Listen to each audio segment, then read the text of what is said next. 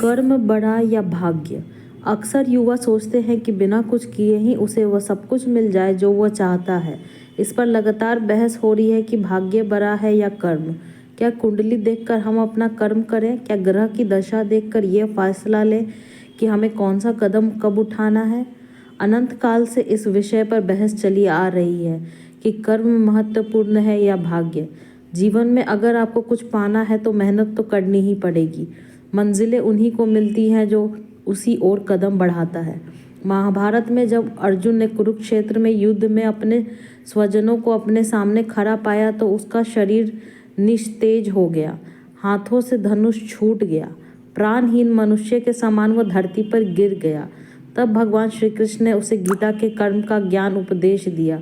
भगवान श्री कृष्ण ने अर्जुन को कहा कि राज्य तुम्हारे भाग्य में है या नहीं यह तो बाद में, पहले तुम्हें युद्ध तो लड़ना पड़ेगा, तुम्हें अपना कर्म तो करना पड़ेगा, अर्थात स्वजनों के खिलाफ युद्ध तो लड़ना पड़ेगा। तुलसीदास जी ने भी श्री रामचरितमानस में लिखा है, कर्म प्रधान विश्व करी राखा, अर्थात युग तो कर्म का है। इसका अर्थ है कि हम अपना कार्य करें, फल की चिंता बाद में करें।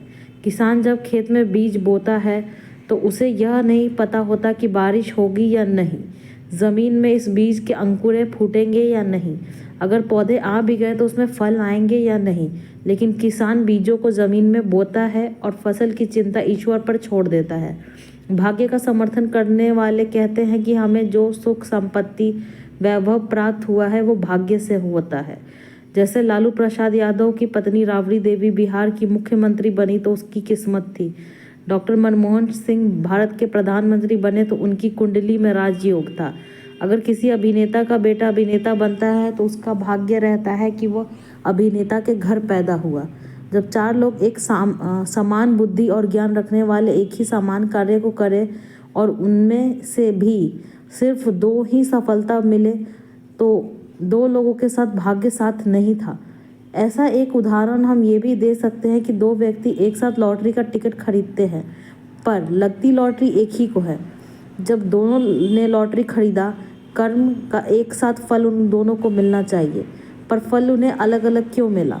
अंत में यही कहा जा सकता है कि भाग्य भी उन लोगों का साथ देता है जो कर्म करते हैं। किसी खुरदरे पत्थर को चिकना बनाने के लिए हमें उसे रोज घिसना पड़ता है। ऐसा ही जिंदगी में समझने वाले समझते हैं। जिस भी क्षेत्र में हो, स्तर पर हो, हम अपना कर्म करते रहें बिना फल की चिंता किए। जैसे परीक्षा देने वाले विद्यार्थी परीक्षा देने के बाद उसके परिणाम का इंतज़ार करते हैं। यह अंतहीन बहस है कि भाग्य बड़ा या कर्म।